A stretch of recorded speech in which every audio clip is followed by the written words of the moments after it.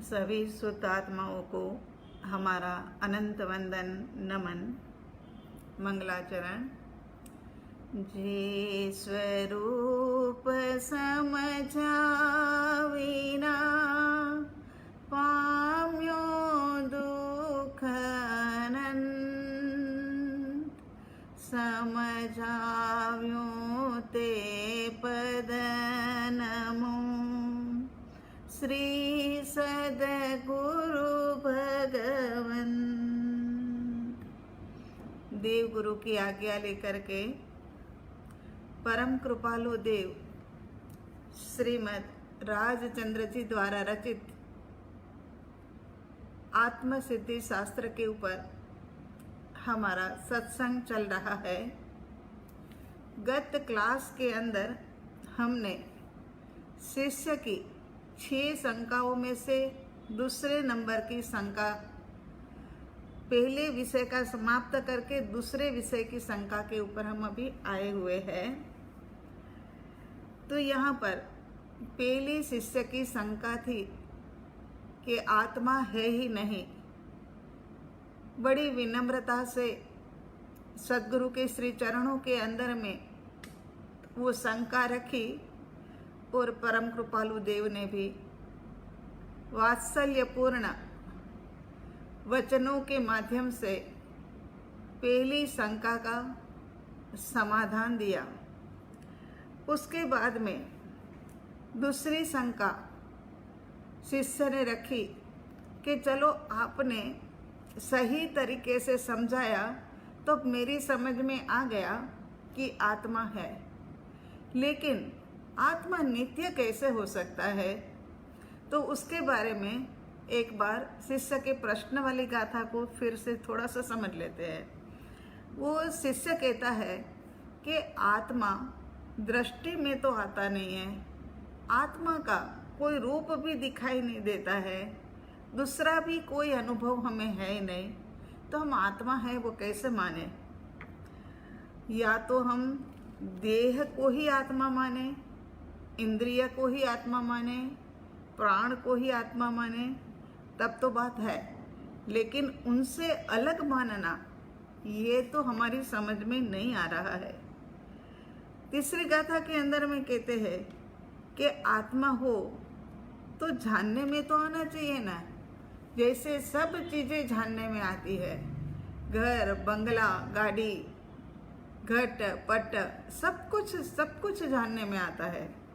तो आत्मा भी तो हमें जानने में आना चाहिए, मगर जानने में आता नहीं है। तो आत्मा को हम किस प्रकार से माने और अलग भी किस तरह से माने।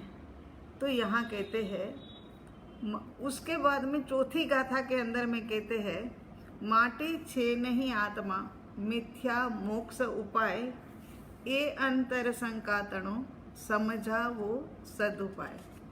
ये वाली गाथा जो थी वो हमारी यहाँ तक हमने वो दिन कर लिया था।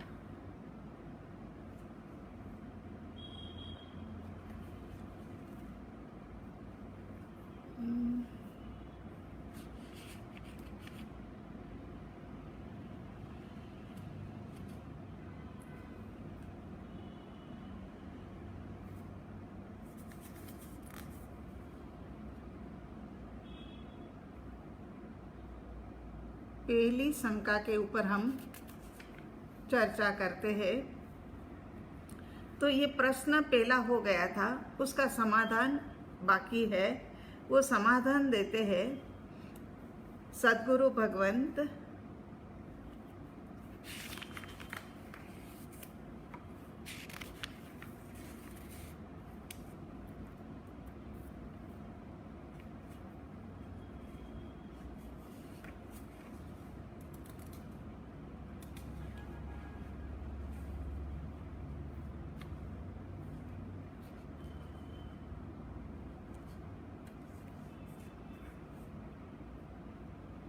यहाँ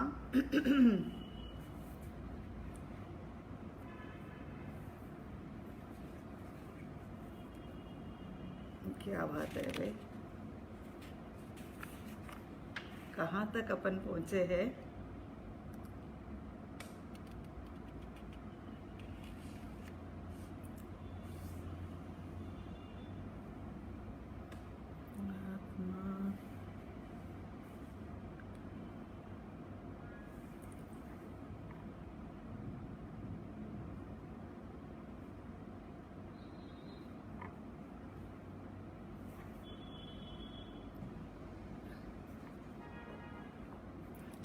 अब उसका समाधान 49 नंबर की गाथा में।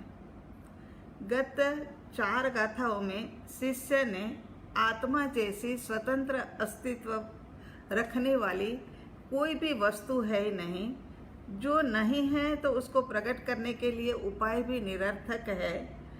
अपनी शंका का समाधान करने के लिए श्री सद्गुरु भगवंत को विनंती करता है कि सद्गुरु भगवंत और सद्गुरु भगवंत भी शिष्य को एक अधिकारी जानता है कि एक अधिकारी है। शिष्य की भी योग्यता, अधिकारी माने योग्य लगता है उनको कि ये इतनी जिज्ञासा उनके भीतर में है, ये सब कुछ है, तो इनकी जिज्ञासा को हमें शांत करना चाहिए।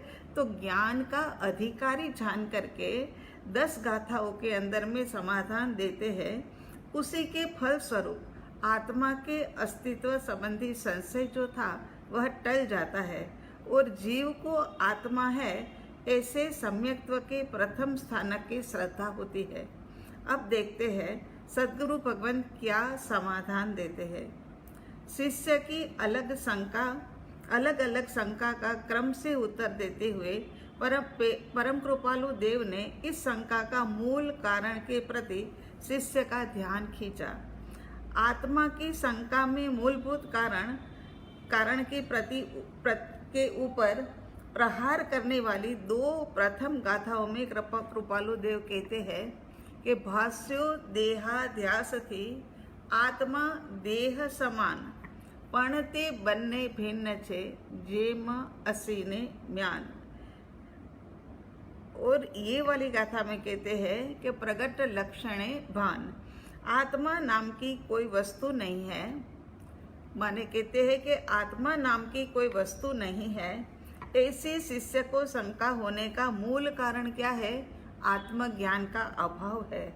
इसी कारण देह में ही मैं पने की बुद्धि, अज्ञानता के कारण देह को ही मैं मानना और मिथ्या कल्पनाओं में अविरत पने राजता है। अनादि काल के देहाध्यास से जीव को आत्मा और देह एक रूप भासता है। अनादि काल से देह में ही रहे हैं ना, अलग अलग देह को धारण किया, मगर जो जो देह के अंदर में गए न, वो सभी देह के अंदर में हमने अपनत्व बुद्धि कर ली कि बस यही मैं हूँ और कुछ अस्तित्व इसके अलावा है ही नहीं। तो देहाध्यास शब्द का एक गुड अर्थ है, वो अपन पहले समझ लेते हैं। देहाध्यास माने देह के अंदर में आत्मा की बुद्धि होना। सरलता पूर्वक का अर्थ तो यही समझो कि देह में आत्मा की बुद्धि होना वह देहाध्यास है। आज तक जीव ने अनंत धर्म, अनंत शरीर, अनंत धारण करने पर भी प्रत्येक जन्म में देह तो जीव को मिला। कभी 1 इंद्रिय मिला, कभी 2 इंद्रिय मिला, कभी 3 इंद्रिय मिला। ऐसा नहीं कि देह नहीं मिला, देह तो मिला ही मिला। देह में नियत समय तक रह करके जीव ने देह का त्याग किया, त्याग करके दूसरे देह के अंदर में गया, फिर तीसरे के अंदर में गया। इसी प्रकार से मतलब जीव ने देह का तो कभी त्याग किया ही नहीं। माने एक में से दूसरे के अंदर में जाने में 3, 4, 5 समय लगते हैं। उसमें भी उसके साथ में तेजस और कार्बन नाम के 2 शरीर तो होते ही होते हैं। अज्ञानी जीव देह को देह के आकार से ही आत्मा रहा हुआ होने से अज्ञानी जीव को भ्रांति होती है। अत्यंत निकटवर्ती एक क्षेत्रावगाही स्थिति के कारण उनको देह में आत्मबुद्धि होती है। जैसे दूध और पानी अलग अलग होने पर भी एक क्षेत्रावगाही होने से एक ही लगता है, लेकिन प्रयोग से उसे अलग अलग कर सकते हैं। देह आत्मा जुदा होने पर भी एक क्षेत्रवगाही स्थिति के कारण स्व पर विवेक के बिना अलग नहीं कर सकते। अज्ञानता के कारण ये सब कुछ हुआ क्यों है? ज्ञान का अभाव, अज्ञानता के कारण निरंतर और निकटवर्ती देह के परिचय से उत्पन्न ये मिथ्याभ्यास, ये गलत मिथ्याभ्यास माने गलत मान्यता के कारण से देहाध्यास मतलब देह के अंदर में मैंपने की बुद्धि जीव को अनादिकाल से हो ही रही है। जीव देहाध्यास रूप भ्रम में पड़ जाता है। जैसे कि एक गिलास में पानी लिया जाए, एक चम्मच में चीनी ली जाए, दोनों को आसपास में रखा जाए तो दोनों अलग अलग दिख रहा है, लेकिन जब ये चीनी पानी के अंदर में घुल जाती है, तो एक चीनी का अस्तित्व समाप्त हो जाता है और चीनी वाला पानी हो जाता है, मगर पानी जैसा ही लगता है। तो इसी प्रकार से यहाँ पर भी ऐसा ही हुआ है कि देह दिखता है, इसीलिए देह की मान्यता रखते हैं कि देह है, लेकिन ये जैसे कि पानी पीने से तो चीनी का स्वाद आता ही है ना, इसी प्रकार अज्ञानी जीव को केवल इंद्रिय ही सब कुछ लगती है। उनको ये लगता है कि इंद्रिय सब कुछ है। देह और आत्मा दोनों एक रूप लगता है, इसीलिए क्रिया करते हैं वह भ्रांति रूप हो जाती है। करता है आत्मा, भीतर से आत्मा करता है, लेकिन भ्रांति रूप होती है। देह के स्वभाव से स्वयं की संभाल होती है, ऐसा सोच करके देह के पीछे ही सर्वकाल व्यतीत करता है। देह की भी उत्पत्ति अपनी उत्पत्ति मानता है।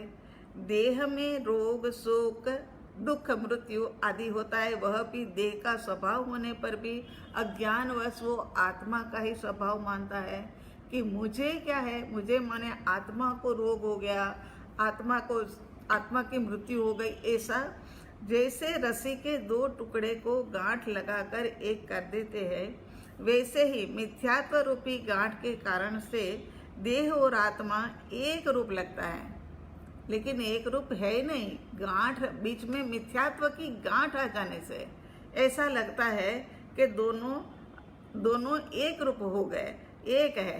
वस्तुतः तो दोनों भिन्न भिन्न ही है। लक्षण के द्वारा लक्ष्य को पहचाना जाता है। पानी का लक्षण शीतलता, अग्नि का उष्णता, मिश्री का मीठापना। इस प्रकार आत्मा एक स्वतंत्र अस्तित्व वाला पदार्थ है। इस निश्चय को दृढ़ करने के लिए इसी गाथा के 3 चरण के अंदर में समर्थ दृष्टांत के माध्यम से कृपालु देव कहते हैं। क्या कहते हैं? उसके बाद की गाथा में हमें लग रहा है कि हमारा रिवीजन हो रहा है, लेकिन चलो अब चालू कर दिया है तो रिवीजन ही सही। भास्यो देहाध्यास थी आत्मा देह समान, पण ते बन्ने भिन्न छे जेम असीने म्यान। तो क्या कहते हैं? पहले तो लक्षण बता दिया कि दोनों के लक्षण अलग अलग है। देह अनंत परमाणु पुद्गलों से बना हुआ है और आत्मा जो है वो तो किसी भी संयोग से बनने वाला है नहीं, वो तो सदा काल रहने वाला ध्रुव तत्व है। आत्मा देह तो मरने वाला, सड़ने का वाला, हर तरह से मतलब पूरा होने वाला है, जबकि आत्मा तो सदा काल रहने वाला अजर अमर आत्मा है। इस प्रकार से लक्षण अलग अलग बता दिए। अब क्या कहते हैं कि भास्यो देहाध्यास थी आत्मा देह समान। क्यों ऐसा लगा कि आत्मा देह समान हमें क्यों लगा? पणते बनने भी न थे, लेकिन वो दोनों अलग अलग है। तो कैसे अलग है? तो उदाहरण देकर के कहते हैं कि जैसे मतलब म्यान और तलवार दोनों अलग अलग होती है ना। म्यान के अंदर में तलवार रखी जाती है, लेकिन दोनों का अस्तित्व अलग अलग है। इसी प्रकार यहाँ क्या कह रहे हैं परम कृपालु देव कि देहात्म बुद्धि के महादोष से होने वाली हानि का स्पष्ट ख्याल देने के लिए परम कृपालु देव को रिपीट करते हुए वह दोष की गंभीरता की ओर शिष्य को ले जाया जाता है। मतलब फिर कहते, लक्षण तो बता दिया, अब उदाहरण कहते हैं कि भाष्यो देहाध्यास थी, तीनों लाइन तो एक से ही है कि भाष्यो देहाध्यास थी, यहाँ एक अलग कर दिया कि जेम असी ने म्यान। समझाते हैं शिष्य के हृदय में ये बात बैठ जाए और चित्त वृत्ति में एकाग्र हो जाए, इसीलिए शिष्य को देह आत्मा की भिन्नता लक्ष्य में नहीं आ रही है, दोनों एक रूपी लगते हैं। तब उदाहरण देकर के कहते हैं कि जैसे म्यान और तलवार स्पष्ट रूप से अलग अलग है, वैसे ही देह और आत्मा अलग ही है। तलवार और म्यान बाह्य दृष्टि से म्यान रूप ही दिखाई देता है। इस प्रकार आत्मा और देह जैसे टंगी हुई हो दीवार के ऊपर, म्यान टंगी हुई हो, लेकिन उसका भी आकार कैसा, तलवार जैसा ही होता है। तो यहाँ पर क्या होता है कि इसी प्रकार आत्मा और देह रूप से जानने में आता है, लेकिन पूरी तरह से अलग है। तलवार जो कार्य करती है वो म्यान नहीं करती। म्यान तो तलवार को एक संभालने के लिए होती है। इसी प्रकार देह और आत्मा उनके लक्षण भेद से स्पष्ट रूप से भिन्न ही है। म्यान में तलवार सालों साल तक पड़ी रहे तब भी म्यान रूप नहीं हो जाती। इसी प्रकार अनादि के संयोग के बाद भी आत्मा देह रूप नहीं हो जाता। तीनों काल में वो अलग ही भिन्न ही रहने वाला है। देह वह आत्मा को रहने के लिए एक किराए का मकान है। ये भी बात हमने गत स्वाध्याय के अंदर में करी हुई थी, वो ध्यान आ रहा है। तो ये एक किराए का मकान है। जैसे किराए का मकान फिर बदली करना ही होता है, इसी प्रकार से देह अनंत जड़ परमाणु पुद्गलों का पुंज, आत्मा में कुछ भी बढ़घट नहीं होती है। आत्मा के अनंत गुण हैं, वो अनंत गुण ही रहते हैं। आत्मा के असंख्यात प्रदेश है, वो असंख्यात प्रदेश ही रहते हैं। आत्मा की अनंता अनंत पर्याय है, वो भी वैसी की वैसी अनंता अनंत पर्याय रहती है। सब कुछ आत्मा का ऐसे ही रहता है। लेकिन देह तो अनंत परमाणु पुद्गलों से बना है, वो बनता भी है, बिखरता भी है। अनंत परमाणु पुद्गल उनके साथ आकर के मिलते भी है और बिखरते भी है। देह और वस्त्र जैसे अलग अलग है। वस्त्र मैला होता है, जीर्ण शीर्ण पुराना हो जाता है, फट जाता है और नष्ट हो जाता है। इसी प्रकार देह भी आखिर नष्ट हो जाता है, लेकिन आत्मा कभी भी नष्ट नहीं होता है।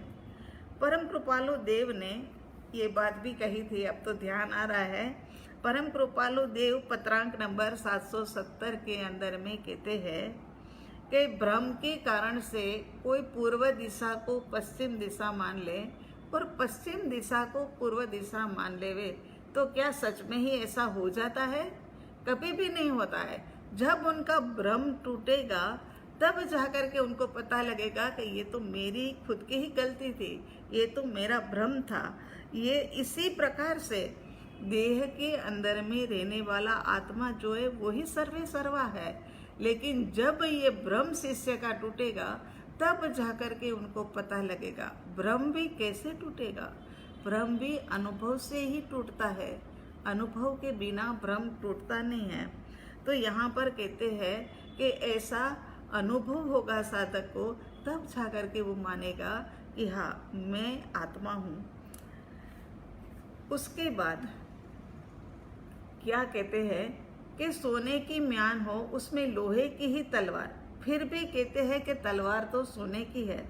सुवर्ण की म्यान में रहने से सोने की नहीं होती, हो जाती, लोहे की ही होती है। लेकिन फिर भी कहा यह जाता है कि ये सोने की तलवार लटक रही है। यहाँ पर हमारे साथ क्या होता है, इसी प्रकार से देहाध्यास के कारण आत्मा हमें देह के समान लगती है, लेकिन है नहीं। जो लगता है ना वह होता नहीं है, जो लगता है ना वह होता नहीं है।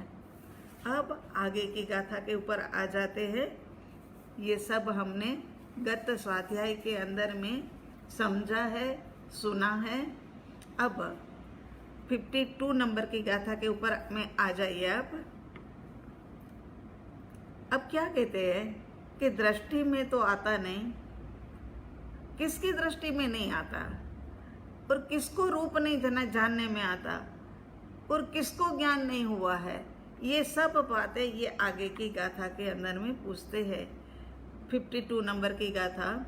6 इंद्रिय प्रत्येक ने निज निज विषय कनु ज्ञान, 5 इंद्रिय ना विषयनु पण आत्मा ने भान। क्या कह रहे हैं? कर्णेंद्रिय से सुना वह कर्णेंद्रिय ही जानती है।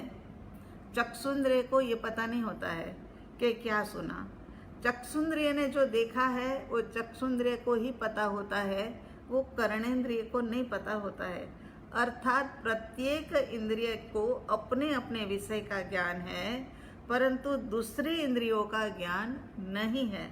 और आत्मा को तो 5 इंद्रिय के विषय का ज्ञान है, अर्थात 5 इंद्रिय के विषय में वो तो जानता है, और जो 5 इंद्रिय के विषय में जानता है वही तो आत्मा है। कृपालो देव यहाँ कहते हैं कि प्रत्येक इंद्रियों को मात्र अपने विषय की जानकारी है, दूसरे इंद्रियों के विषय की जानकारी नहीं है। जबकि आत्मा इंद्रिय से भिन्न 5 इंद्रिय को जानता है। ये आत्मा तो इंद्रियों से भिन्न है, लेकिन फिर भी 5 इंद्रियों को जानता है। 5 इंद्रिय के कार्य को स्मृति में रखने का कार्य तो ज्ञान स्वभावी आत्मा ही करता है। इंद्रिया तो जड़ है, फिर भी कहा कि अपने अपने विषय का ज्ञान है। जड़ है, फिर भी कहा कि अपने अपने विषय का ज्ञान है। वह भी तो केवल उपचार से कहा गया, एक व्यवहार मात्र से कहा गया। ये तो ज्ञान करने में भी तो निमित्त मात्र, ज्ञान करने के अंदर में निमित्त मात्र ये इंद्रिया बनती है। जानने वाला तो आत्मा स्वयं ही है। आत्मा के अस्तित्व के बिना इंद्रिया भी काम नहीं करती है, कोई भी इंद्रिया काम नहीं करती है। ज्ञान गुण का आधार ही आत्मा है। एक के पास ही ज्ञान है, और वो ज्ञान है आत्मा के पास। एक एक इंद्रिय अहमेंद्रिय की तरह, एक एक इंद्रिय जो है ना अहमेंद्रिय की तरह अपने अपने विषय के अंदर में सर्वसत्ताधीश है, पूरी सत्ता रखने वाली है। कान पूरी तरह से सुनने में मतलब सत्ता रखने वाला है, आंख देखने में सत्ता रखने वाला है, तो सर्वसत्ताधीश है। और अन्य विषय में बिल्कुल सत्ता विहीन है। अन्य विषय के अंदर में जैसे अभी कहा कि ये रसनेंद्रिय को कह दो कि थोड़ी देर तुम देख लो भाई, देखने का काम कर लो, चखने का रहने दो, तो ऐसे नहीं हो सकता है। तो यहाँ कहते हैं कि सर्व अपने अपने काम के अंदर में तो सत्ताधीश है, लेकिन अन्य विषय के अंदर में बिल्कुल सत्ता विहीन है। बस अब ठीक है, नई बातें। जैसे कि छोटे छोटे गांव को संभालने वाले गांव का सत्ताधीश होता है ना। एक गांव जो हम भी मतलब गुजरात के अंदर गांव में रहते थे, छोटा सा ही गांव था, वहाँ पर भी ऐसे ही होता था। मतलब क्या है कि एक पंचायत होती है, पंच होता है, सत्ता को संभालने वाला सत्ताधीश होता है, वही सब कुछ संभालता है। और वो छोटे छोटे सारे गांव जो होते हैं ना, आसपास के सब मिला करके उनको देखने वाला एक ऊपरी होता है, उनको सर्व सत्ताधीश, सुप्रीम सत्ताधीश कहा जाता है कि ये सुप्रीम सत्ताधीश है। इसी प्रकार से यहाँ पर सभी इंद्रियां इतनी सुचारू रूप से कार्य करती है, इतनी सुचारू रूप से कार्य करती है, मेरा काम मैं ही करूँ, दूसरा कोई नहीं करे। और सभी इंद्रियां अपना अपना कार्य कुशलता पूर्वक करती है। यहाँ एक प्रश्न उठता है कि ये इंद्रियां तो चलो आत्मा के कारण से मतलब सब कुछ जानने का देखने का कार्य कर रही है, लेकिन ये स्मरण शक्ति जो है, चिंतन करते करते ये लगा तो ये स्मरण शक्ति किसके पास है? स्मृति में रखने वाला कौन है? ये किसका गुण है? इंद्रियों का है या आत्मा का है? ये मतलब चिंतन चला तो इंद्रियों ने तो जो जाना है उस वस्तु को याद रखने वाला भी कोई होगा ना। वह कौन है? आंखों ने देखा चित्र, कान से सुनी बात, जीभ से चखा स्वाद, सालों साल तक याद रहता है, स्मृति में रहता है। यह इंद्रिय का गुण लगता नहीं है, क्योंकि इंसान की मृत्यु के बाद भी इंद्रियां वहीं की वहीं होती है। फिर भी किसी वस्तु का स्मरण मृत व्यक्ति को होता नहीं है। इंद्रियों का होता तो वो मृत पड़ी हुई व्यक्ति को भी स्मृति होनी चाहिए ना, स्मरण होना चाहिए ना, मगर नहीं, वो भी नहीं होता है। इसका कारण यही मानना कि ये भी स्मृति का गुण जो है ना, वो स्मृति का धारक जो है ना, वो भी आत्मा ही है। इंद्रियां नष्ट होने पर भी ज्ञान रहता है। जैसे कि 50 साल की उम्र में आंखें चली गई, लेकिन 50 साल से पहले जो जो देखा है ना, वो सब कुछ याद है, वो ज्ञान में है, स्मृति में है। तब भी 50 साल ज्ञान तो रहता ही है, आंखें नष्ट होती है। बाद में पहले जो जो देखा है ना, वो पूछा जाए तो उनको जैसा का तैसा ही याद होता है। नष्ट तो इंद्रिया हुई है ना, आत्मा तो नहीं ना।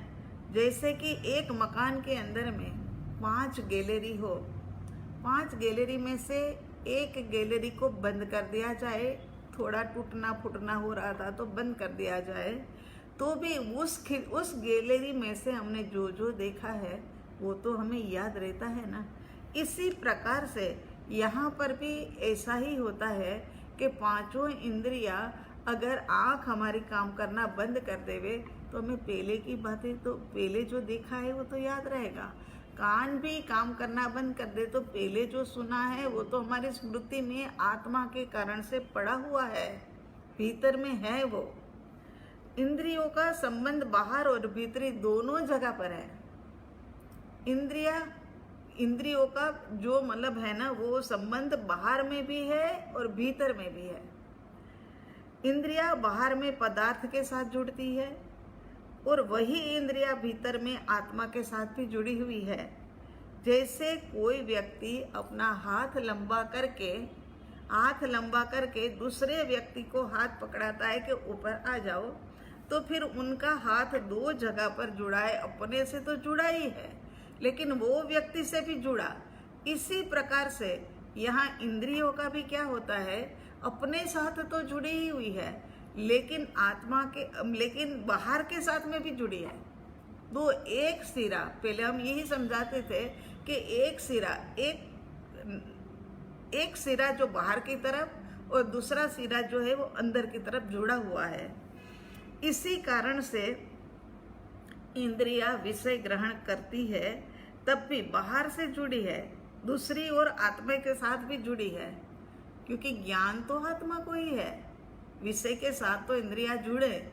मगर कैसे पता चले कि ये मोबाइल है, ये पेन है, ये कैसे पता चले? ये अंदर से ज्ञान धारक जो आत्मा है ना, उसने बताया। तब भीतर में भी जुड़ान उनकी होती है, बाहर में भी होती है और अंदर में भी होती है। इस प्रकार परम कृपालु देव ने इंद्रिय और आत्मा के बीच संबंध बताकर इंद्रिय से आत्मा की भिन्नता की स्पष्टता की। अब गाथा नंबर 53 के अंदर में कहते हैं, देहन जाने तेहने जाने नहीं इंद्रिय प्राण, आत्मानी सत्ता वडे देह प्रवर्ते जान। क्या कह रहे हैं? ये वाली शंका शिष्य की 46 नंबर की गाथा में थी। वो 46 नंबर की गाथा में क्या उनकी शंका थी वो भी एक बार याद कर लेते हैं।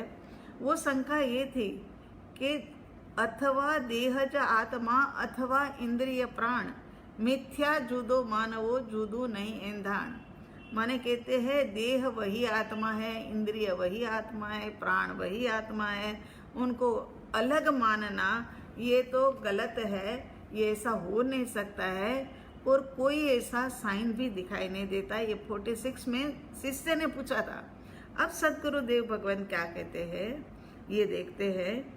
देह, इंद्रिय और प्राण ही आत्मा है, इस विकल्प का समाधान देते हुए परम कृपालु देव कहते हैं कि पुद्गलमय देह वह आत्मा नहीं है। देह के अंगभूत 5 इंद्रियां वह भी आत्मा नहीं है और श्वासोश्वास रूप प्राण भी आत्मा नहीं है। कह रहे ना, देह न जाने तेह ने जाने न इंद्रिय प्राण। क्योंकि क्या है, क्योंकि इन सब में जानने का स्वभाव तो है ही नहीं। जानने का स्वभाव तो केवल एकमात्र आत्मा के पास है, उन्हीं के पास ज्ञान है कि सर्व अपने को भी नहीं और अन्य को भी नहीं जानते। इसीलिए इंद्रिया जो है वो अपने को भी नहीं जानती है। आँख को नहीं जानती, कान को ये पता नहीं है कि ये कान है, जीभ को ये पता नहीं कि ये जीभ है, नाक को ये पता नहीं कि ये नाक है। अपने को भी नहीं जानती और अपने विषयों को भी नहीं जानती है। ते सर्व अपने को भी तो नहीं जाने मगर अन्य को भी नहीं जानती है। इसीलिए ज्ञान गुण धारक आत्मा सबसे भिन्न है और ये सब चैतन्यवन सत्ता के सहयोग से अपना कार्य करते हैं। ये कैसे कार्य करते हैं तो कहते हैं कि सब चैतन्यवंत सत्ता के संयोग से अपना कार्य करता है और वह सत्ता का वियोग होते ही अपना कार्य बंद हो जाता है। ये जो चैतन्यवंत सत्ता के संयोग से इंद्रियां काम करती है, देह काम करता है, प्राण काम करता है, ये सब इनके कारण से कर रहे हैं। जैसे उनका संयोग हुआ है तो, और जैसे ही उनका वियोग हो जाएगा सारी इंद्रिया, देह, प्राण, श्वासोश्वास सब बंद हो जाएगा।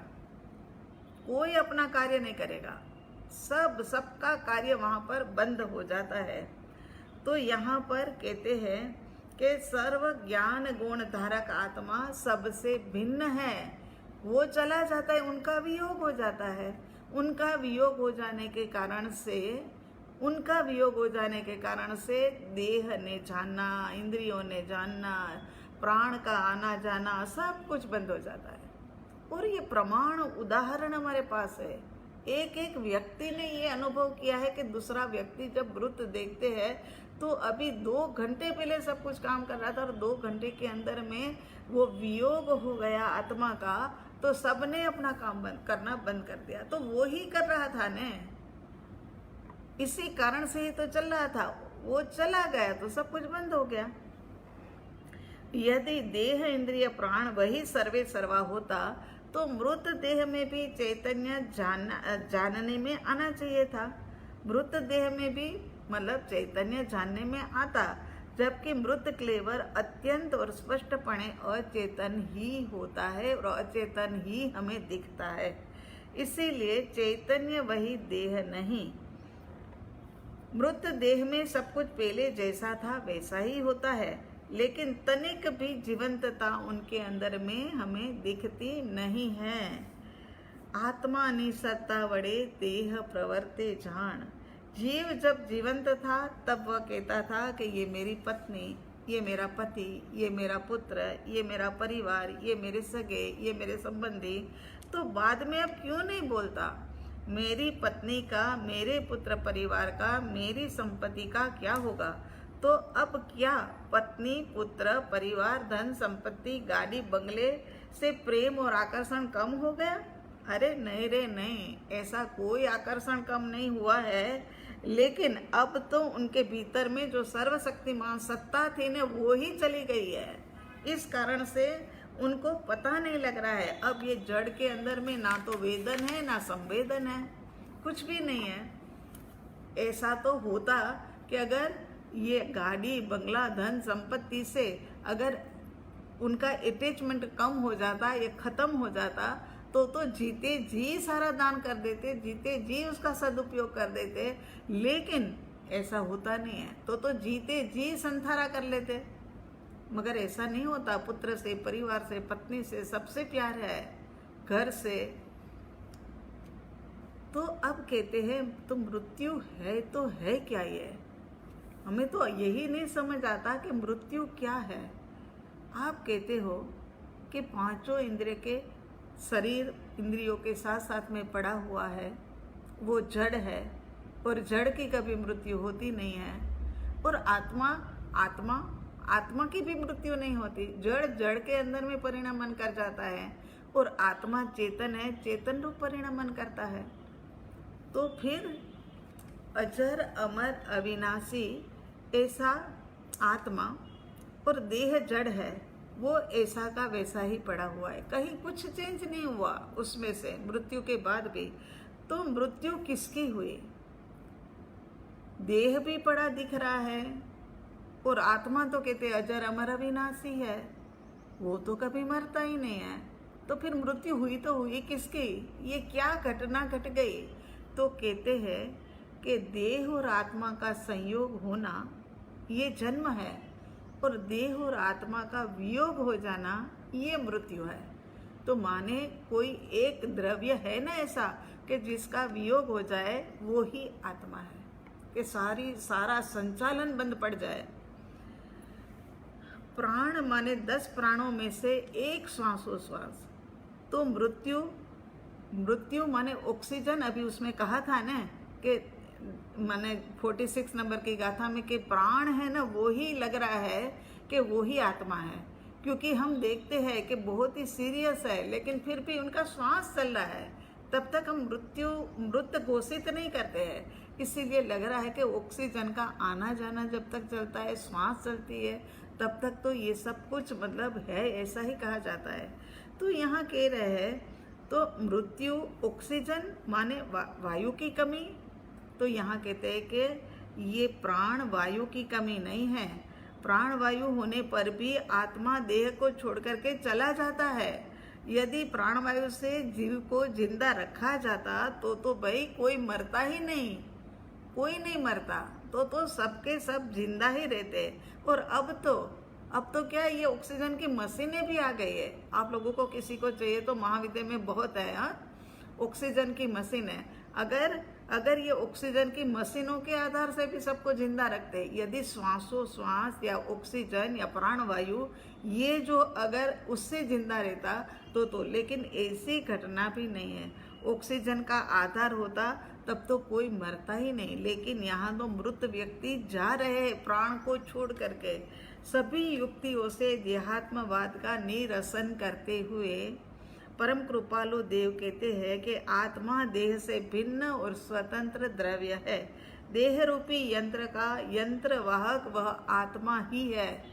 ये यंत्र को चलाने वाला जो विमान चालक होता है ना, इसी प्रकार से चलाने वाला जो है ना वो आत्मा ही है। यंत्र वाहक माने यंत्र चलाने वाला। जिस प्रकार यंत्र से अलग होता है, इसी प्रकार देह यंत्र वाहक, देह यंत्र चलाने वाला आत्मा देह से पूरी तरह अलग है। कार घर के अंदर में है, मगर कार को चलाने वाला अलग होता है ना। कार अलग वस्तु है और कार को चलाना अलग व्यक्ति से है। तो यदि कार ही वस्तु नहीं है, कार ही चलने वाली नहीं है। लेकिन यहाँ क्या कहते हैं कि यंत्र वाहक माने यंत्र चलाने वाला। जिस प्रकार यंत्र से अलग होता है, इसी प्रकार देह यंत्र वाहक, देह यंत्र चलाने वाला आत्मा देह से पूरी तरह अलग है। ऐसा ही होता है। स्कूटर चलाने वाला स्कूटर पड़ा है, मगर कोई चलाने वाला चाहिए ना। पंच तत्व से शरीर बना है, लेकिन उनको चलाने वाला चाहिए ना, वो चलाने वाला आत्मा है। जैसे जड़ यंत्र माने मशीन चलाने वाले को जानती नहीं, लेकिन मशीन चलाने वाला तो उनको जानता है।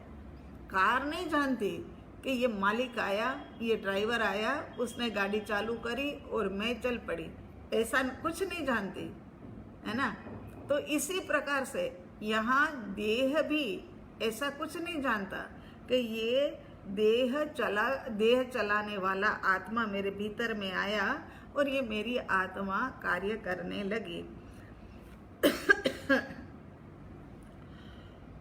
देह का समस्त यंत्र आत्मा रूपी तंत्री के अधीन, उनकी सत्ता के अधीन है।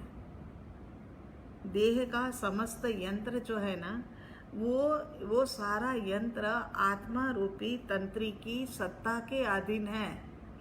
इस प्रकार गाथा में देहादि से भिन्न चैतन्य स्वरूप आत्मा की सिद्धि की गई है।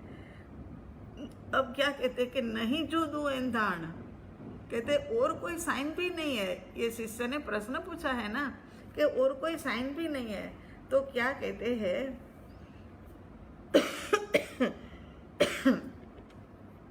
क्योंकि कोई साइन नहीं है, ये 46 नंबर की गाथा में कहा, तो यहाँ 46 नंबर की गाथा का उत्तर आगे देते हुए 54 नंबर 54 नंबर की गाथा में कहते हैं, प्रगट सर्व अवस्थाने विषय न्यारो सदा जनाय, प्रगट रूप चैतन्य घन एंधाण सदा।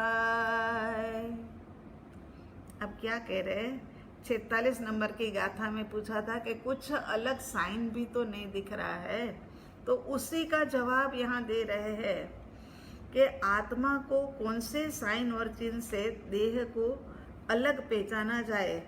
तो चमत्कारी शैली के अंदर में परम कृपालु देव इस गाथा में बताते हैं, जागृत अवस्था, सुसुप्त अवस्था माने निद्रा की अवस्था और स्वप्न अवस्था, तीनों अवस्था में जो सदा एक रूप वर्तता है। जागृत अवस्था में तो जागृत है ही है, सुसुप्त अवस्था में भी देह सोता है, आत्मा सोता नहीं है, और स्वप्न अवस्था में भी स्वप्न आता है मन के अंदर में भरे हुए विचारों के कारण से, चित्त में भरे हुए संस्कारों के कारण से स्वप्न आते हैं। और ये तीनों अवस्थाएं ये शरीर की अवस्थाएं है। यहाँ पर कोई भी आत्मा की, लेकिन इन तीनों अवस्था को जानने वाला जो है ना, वो आत्मा है। जैसे कि बाल्यावस्था, युवावस्था, बाल्यावस्था, युवावस्था, वृद्धावस्था, ये तीनों अवस्थाएं जो है ना, उसको सदा काल जानने वाला जो है ना, वो आत्मा है। माने देह की सभी अवस्थाओं में से जो उससे भिन्न रहता है और सदैव जानने का कार्य ही करता है, ऐसा प्रगट रूप अनुभव में आता है, वह चैतन्य तत्व वही आत्मा है और वही मैं हूँ। चैतन्यपना वही उसका कायमी स्वभाव है। कृपालु देव कहते हैं कि जागृत, सुसुप्त, बाल, युवा, रोगी, निरोगी आदि सब अवस्थाएं जो है वो तो सारी शरीर की है। अवस्थाएं आती है जाती है, लेकिन आत्मा सभी अवस्थाओं से न्यारा। आत्मा अवस्था नहीं, अस्तित्व है।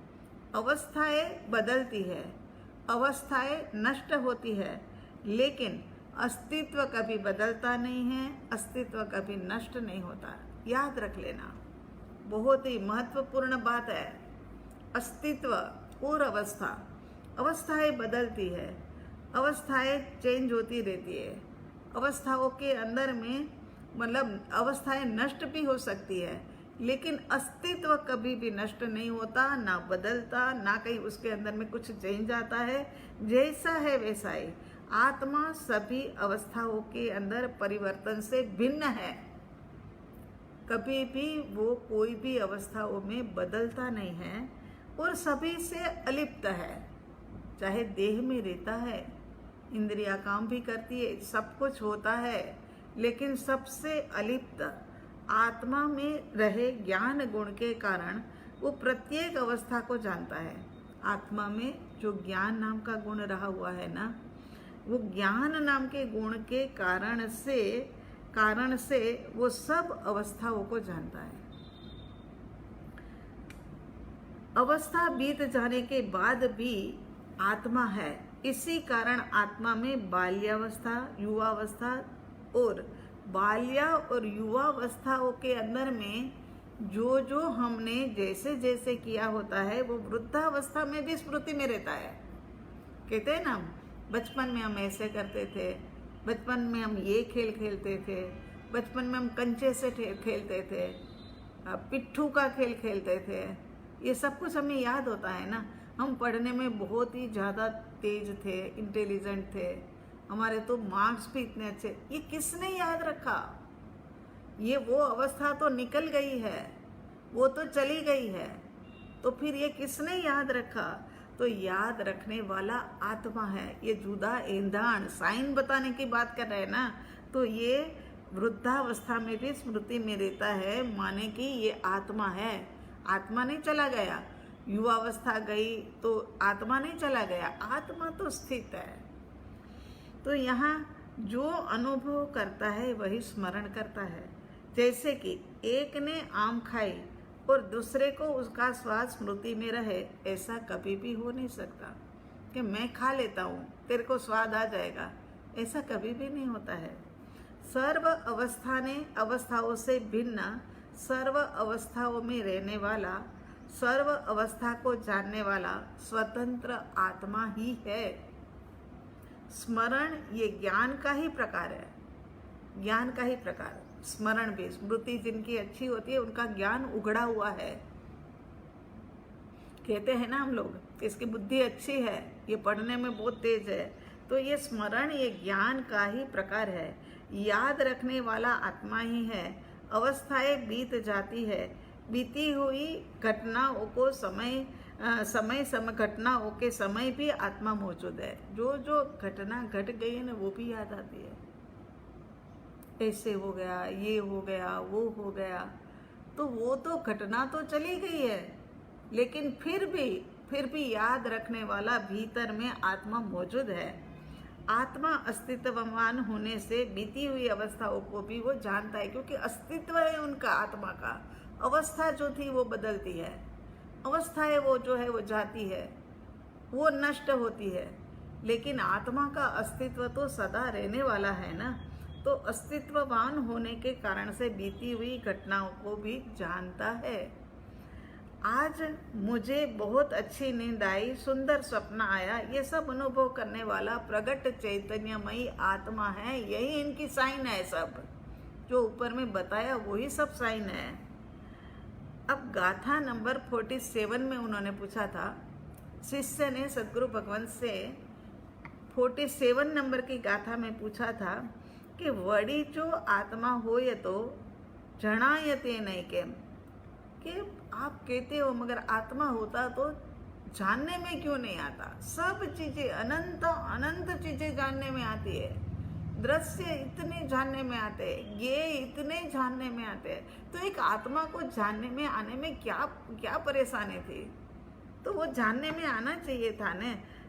तो जना ये जोते हो ये तो घटपट आदि जेम, जैसे घड़ा और कपड़ा होता है, इसी प्रकार से समझाने में देखने में तो आना चाहिए ना आत्मा को, तो देखने में तो आता नहीं है। तो उसका जवाब अब ये आगे वाली 55 नंबर की गाथा में देते हैं। 55 नंबर की गाथा में कहते हैं, घटपट आदि जान तू तेथी तेने मान, जाननार ने मान नहीं, कहिए के वो ज्ञान। उत्तर दे रहे लेकिन प्रश्न रख करके। इस जगत में घटपट आदि अनेक पदार्थ है, इंद्रिय गम्य होने से उनका अस्तित्व तो स्वीकारता है, लेकिन घटपट को जाना किसने है ये तो तू सोच। क्या कोई मृत व्यक्ति होगा वो घट और पट को जानेगा? नहीं जान सकता है। तो ये घट पट आदि किसने जाना है? जाननहार आत्मा, उसे तू क्यों नहीं मान रहा है? तू उसको क्यों समझ नहीं रहा है? जाननहार आत्मा, उसे तू क्यों नहीं मान रहा? ये सब वस्तु पदार्थ किसने जाना? आत्मा ने ही तो जाना है, और जानने वाले को ही तू नहीं मानता है। ये कैसी विचित्रता है, ये कैसा आश्चर्य है। अनंत काल से कभी स्वलक्ष्य किया नहीं, इसी कारण जो दिखता है उसमें लुप्त हो जाता है। स्वलक्ष्य तो किया नहीं है कि मैं कौन हूँ, मैं कहाँ से आया, मुझे कहाँ जाना है, ऐसा कोई। और जो है दिखता है उसी के अंदर में लुप्त हो जाता है। और अंतर में जाननहार आत्मा है, उनकी श्रद्धा करता नहीं है। हर जगह पर है ना भेद ज्ञान करते रहिए। ये जानने में आ रहा है तो आत्मा के कारण से, ये इंद्रियां देख रही है लेकिन आत्मा के कारण से, ये सुनना हो रहा है लेकिन आत्मा, इंद्रियां तो है निमित्त माध्यम है लेकिन फिर भी आत्मा के कारण से। ये भी याद रखना कि ये जो आप सुन रहे हो वो भी आत्मा के कारण से। ये निमित्त चाहे बना हो, ये आईपैड वगैरह बना हो लेकिन जो आत्मा है ना उन्हीं के कारण से बोला जा रहा है, उन्हीं के कारण से सुना जा रहा है। तो यहाँ कहते हैं कि उनकी श्रद्धा करता नहीं है। अंतर में जाननहार आत्मा है, उनकी श्रद्धा तो तू करता नहीं, और बाहर में है ना लुभाया जा रहा है। गाढ़ अंधकार, अमावस्या की रात हो, जैसे कि गाढ़ अंधकार हो, अमावस्या की रात्रि हो और अमावस्या का गहरा अंधकार, उसके अंदर में कहीं अपना शरीर भी दिखता नहीं है। वहाँ पर कोई भी चीज़ दिखती नहीं है, कुछ भी शरीर नहीं दिखता है तो फिर रास्ता तो कैसे दिखेगा? वहाँ पर कुछ भी दिखता नहीं, फिर भी मैं हूँ ऐसा प्रत्यक्ष अनुभव जीव करता है। मैं हूँ ऐसा प्रत्यक्ष अनुभव करता है ना, तो वो जीव अनुभव करता है। अंधकार में अमुक वस्तु है या नहीं ऐसा संदेश होता है, लेकिन कभी भी कहते हैं अंधकार के अंदर में जाकर कि पता नहीं मेरा आत्मा है या नहीं है, इतने अंधकार के अंदर में कहाँ से आत्मा होगा मेरा, ऐसा कभी भी ऐसा संदेह हमें नहीं उठता है। गुण गुणी से अभिन्न ही रहता है। गुण जो होता है ना वो गुणी से अभिन्न ही, जैसे कि मिश्री के अंदर में मिठास, तो वो कभी भी आप कहोगे कि अलग करके दिखा दो हमें, ये मिश्री की मिठास को अलग करके दिखा दो, चखा दो हमें, मगर वो कभी हो ही नहीं सकता। गुण तो गुणी के अंदर में ही रहता है, गुण से कभी वो अलग होता नहीं है, गुणी उसी के अंदर में रहता है। आत्मा को पहचानने के लिए किसकी उपमा दी जाए? आत्मा को पहचानने के लिए उपमा कहता है। वो गाथा के अंदर में पूछा है ना कि किसी की उपमा दी जाए कि भाई आत्मा ऐसा है, बताया जाता है ना कि ये आईपैड होता है, वो लैपटॉप से थोड़ा छोटा होता है, लैपटॉप बड़ा होता है, टीवी उससे बड़ा होता है, ऐसे कहते हैं ना। तो इसी प्रकार से बताओ ना कि भाई आत्मा को पहचानने के लिए किसकी उपमा दी जाए, तो कहते हैं किसी की नहीं दी जाएगी। क्यों नहीं दी जाएगी? क्योंकि आत्मा जैसा इस जगत के अंदर में दूसरा कोई समान धर्मी द्रव्य है ही नहीं, ऐसा कोई पदार्थ, ऐसी कोई वस्तु है ही नहीं, बनी ही नहीं है। जगत में मुख्य द्रव्य दो ही है, एक तो जड़ है और दूसरा जो है वो चेतन है। तो चेतन को तो जड़ कह नहीं सकते हैं, और हवा पानी आदि जैसे के उदाहरण दे रहे हैं। हवा पानी आदि, हवा पवन आदि जैसे दिखाई नहीं देता है, इसी प्रकार से यहाँ पर आत्मा भी अस्तित्वमान है मगर दिखाई नहीं देता है।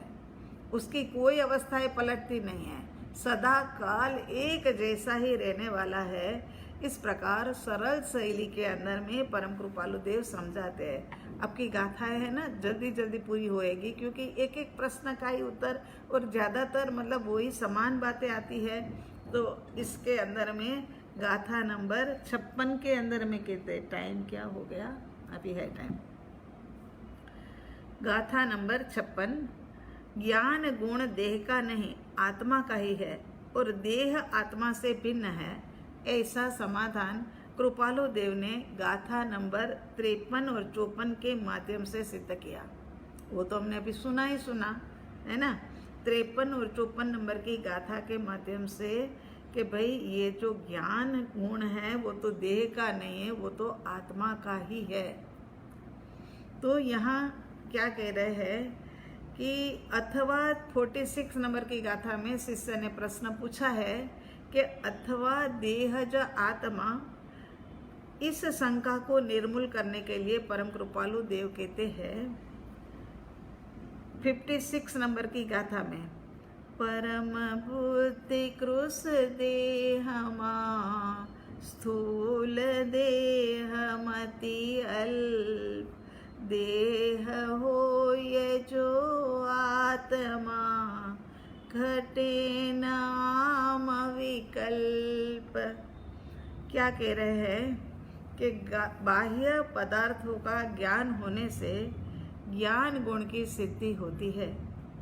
बाह्य पदार्थों का ज्ञान होने से ज्ञान गुण की सिद्धि होती है, लेकिन ज्ञान गुण की सिद्धि तो होती है, पर कोई गुणी भी तो होना चाहिए ना।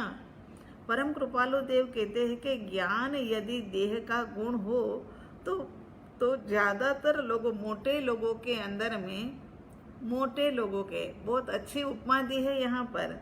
यहाँ कहते हैं कि मोटे लोगों के अंदर में ज्ञान बहुत ज़्यादा होना चाहिए,